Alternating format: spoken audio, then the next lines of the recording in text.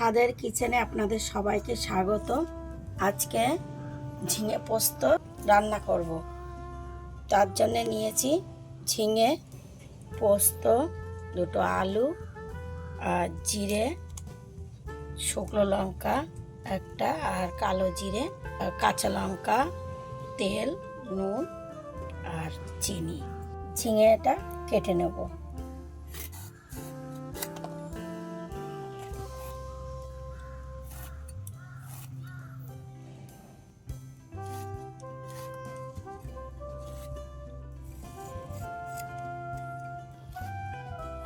ঝিঙে কাটা হয়ে গিয়েছে, এবার আলুটা কেটে নেব।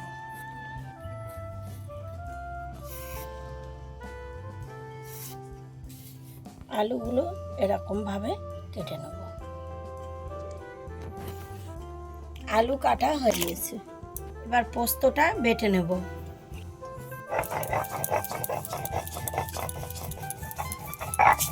তেল দিয়ে দেবো, আলুগুলো দিয়ে দেবো। আলুতে একটু নুন দিয়ে দেবো। আলুটা ভাজা হয়ে গিয়েছে, একটু বাদামি বাদামি রং হয়েছে, এবার তুলে নেব।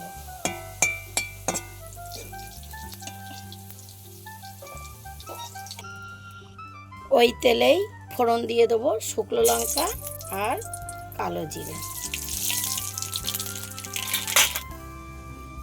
এবারে ঝিঙেগুলো দিয়ে দেবো।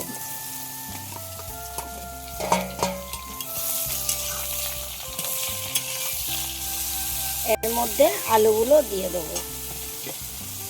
এবার লবণ দিয়ে দেবো আর একটু জিরে দিয়ে দেবো, অল্প একটু হলুদ দিয়ে দেবো। এবার পোস্ত বাটাটা দিয়ে দেবো, স্বাদ মতো একটু চিনি দিয়ে দেবো, অল্প একটু জল দিয়ে দেবো, একটু ঢেকে দেবো। 5 মিনিট ঢাকা দিয়ে রেখে দিয়েছি, এবার খুলে দেখব।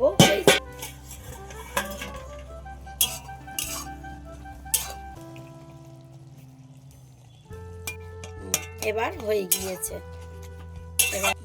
এবার ওপর দিয়ে একটু তেল দিয়ে দেবো।